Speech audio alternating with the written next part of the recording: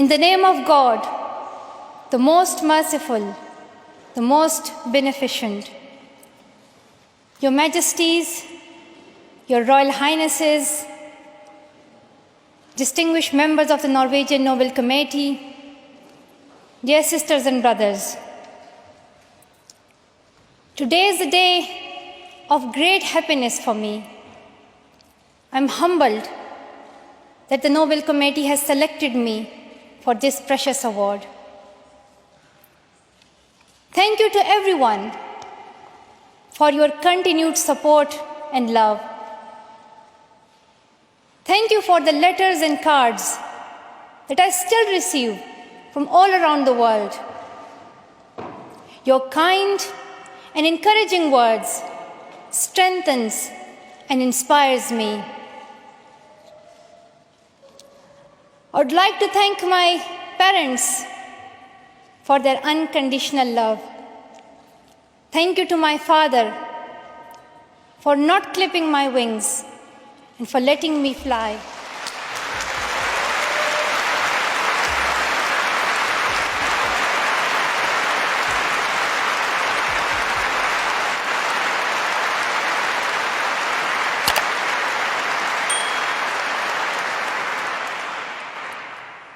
Thank you to my mother for inspiring me to be patient and to always speak the truth, which we strongly believe is the true message of Islam.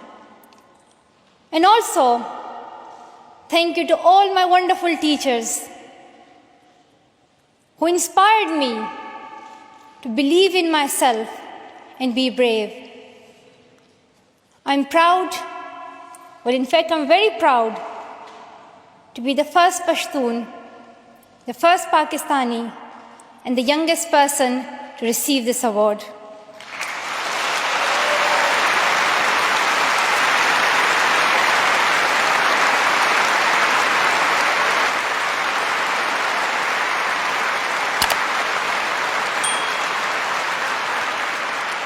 Along with that, I'm pretty certain that I'm also the first recipient of the Nobel Peace Prize who still fights with her younger brothers. I want there to be peace everywhere, but my brothers and I are still working on that.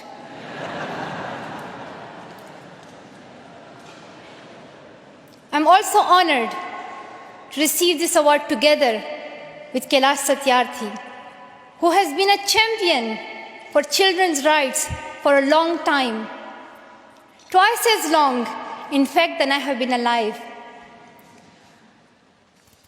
I'm proud that we can work together. We can work together and show the world that an Indian and a Pakistani, they can work together and achieve their goals of children's rights.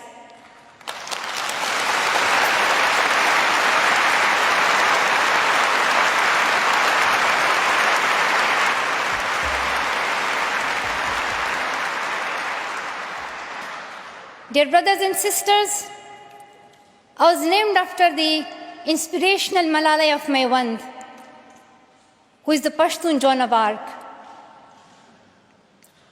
The word Malala means grief-stricken, sad. But in order to lend some happiness to it, my grandfather would always call me Malala, the happiest girl in the world. And today, I'm very happy that we are together fighting for an important cause. This award is not just for me. It is for those forgotten children who want education. It is for those frightened children who want peace. It is for those voiceless children who want change. I'm here to stand up for their rights, to raise their voice. It is not time to pity them. It is not time to pity them. It is time to take action. So it becomes the last time. The last time. So it becomes the last time that we see a child deprived of education.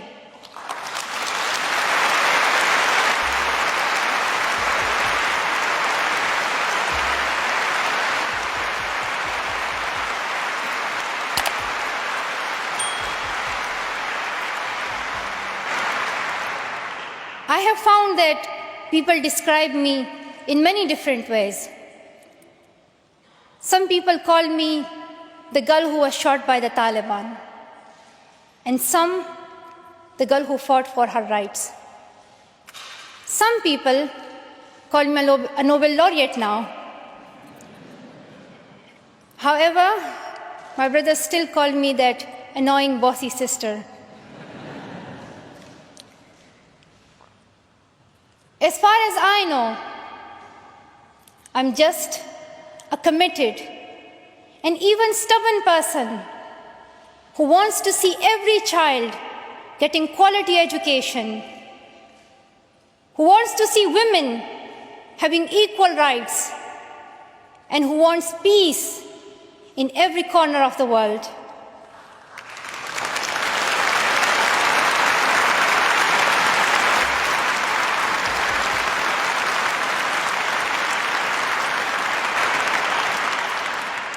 Education is one of the blessings of life and one of its necessities. That has been my experience during the 17 years of my life. In my paradise home, Swat, I always loved learning and discovering new things. I remember when my friends and I would decorate our hands with henna on special occasions. And instead of drawing flowers and patterns, we would paint our hands with mathematical formulas and equations. We had a thirst for education. We had a thirst for education because our future was right there in that classroom. We would sit and learn and read together. We loved to wear neat and tidy school uniforms. And we would sit there with big dreams in our eyes. We wanted to make our parents proud and prove that we could also excel in our studies and achieve those goals which some people think only boys can. But things did not remain the same. When I was in Swat, which was a place of tourism and beauty, suddenly changed into a place of terrorism. I was just 10, that more than 400 schools were destroyed. Women were flogged. People were killed. And our beautiful dreams turned into nightmares. Education went from being a right to being a crime. Girls were stopped from going to school. When my world suddenly changed, my priorities changed too. I had two options. One was to remain silent and wait to be killed. And the second was to speak up and then be killed. I chose the second one. I decided to speak up.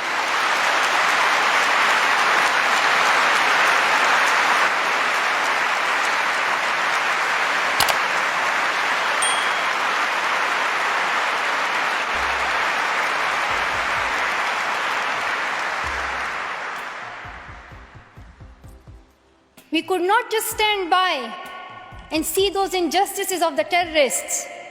denying our rights, ruthlessly killing people, and misusing the name of Islam, we decided to raise our voice and tell them,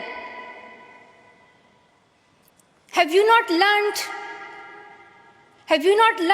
that in the Holy Quran Allah says, if you kill one person, it is as if you kill the whole humanity? Do you not know that Muhammad, peace be upon him, the Prophet of mercy, he says, do not harm yourself or others. And do you not know that the very first word of the Holy Quran is the word Iqra, which means read? The terrorists tried to stop us and attacked me and my friends who are here today on our school bus in 2012. But neither their ideas nor their bullets could win. We survived. And since that day, our voices have grown louder and louder.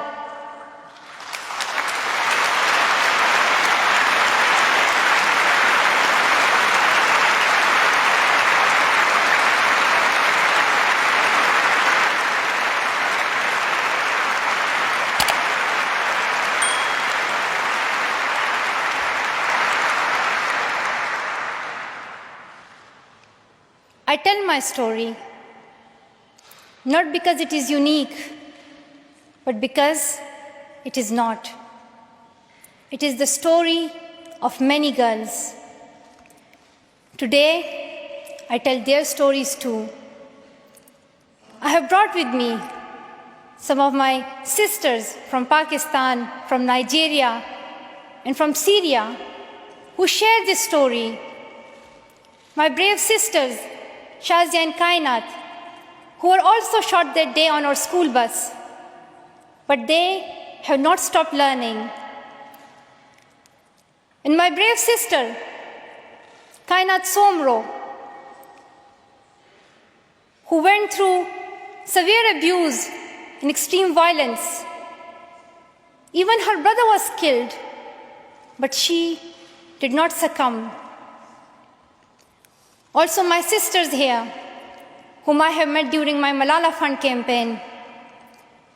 My 16-year-old courageous sister, Mozoon, from Syria, who now lives in Jordan as a refugee. And she goes from tent to tent, encouraging girls and boys to learn.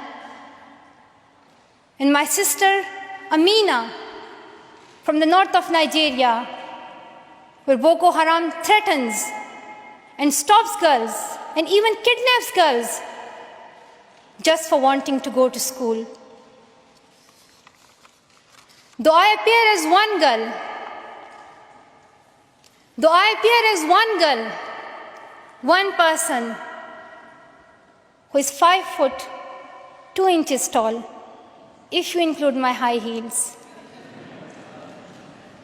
it means I'm 5 foot only. Sometimes people like to ask me, why should girls go to school? Why is it important for them? But I think the more important question is, why shouldn't they? Why shouldn't they have this right to go to school? Dear brothers and sisters, today, in half of the world, we see rapid progress and development. However, there are many countries where millions still suffer from the very old problems of war, poverty, and injustice. We still see conflicts in which innocent people lose their lives and children become orphans. We see many people becoming refugees in Syria, Gaza, and Iraq. In Afghanistan, we see families being killed in suicide attacks and bomb blasts. Many children in Africa do not have access to education because of poverty. And as I said, we still see girls who have no freedom to go to school in the north of Nigeria. Many children in countries like Pakistan and India, as Kailash Satyarthi mentioned, many children, especially in India and Pakistan, are deprived of their right to education because of social taboos, or they have been forced into child marriage or into child labor. One of my very good school friends, the same age as me, who has always been bold and confident girl, dreamed of becoming a doctor. But her dream remained a dream. At the age of 12, she was forced to get married. And then soon, she had a son. She had a child when she herself was a child, only 14.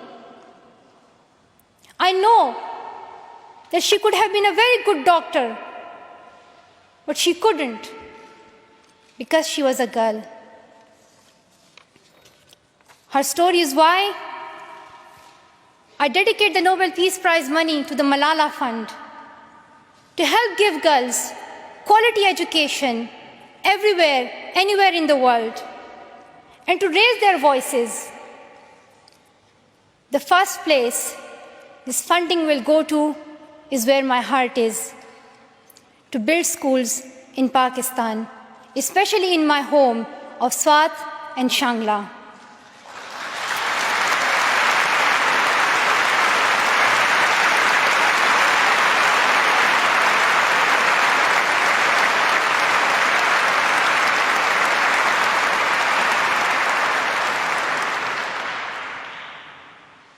In my own village, there is still no secondary school for girls. And it is my wish and my commitment, and now my challenge, to build one so that my friends and my sisters can go there to school and get quality education, and they get this opportunity to fulfill their dreams. This is where I will begin, but it is not where I will stop.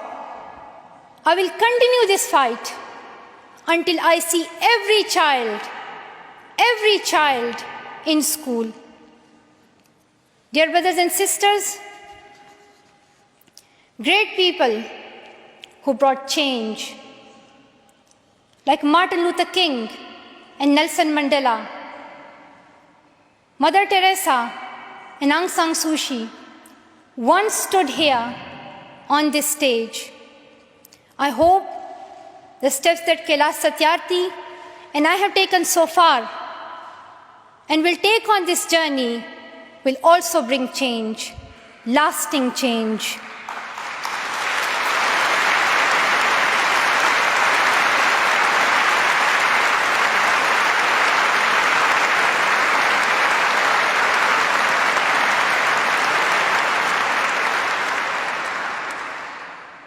My great hope is that this will be the last time.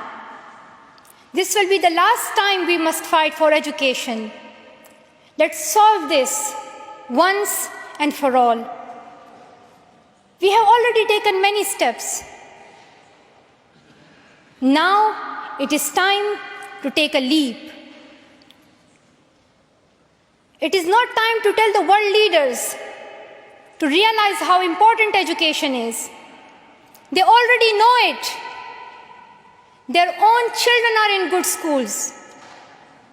Now it is time to call them to take action for the rest of the world's children.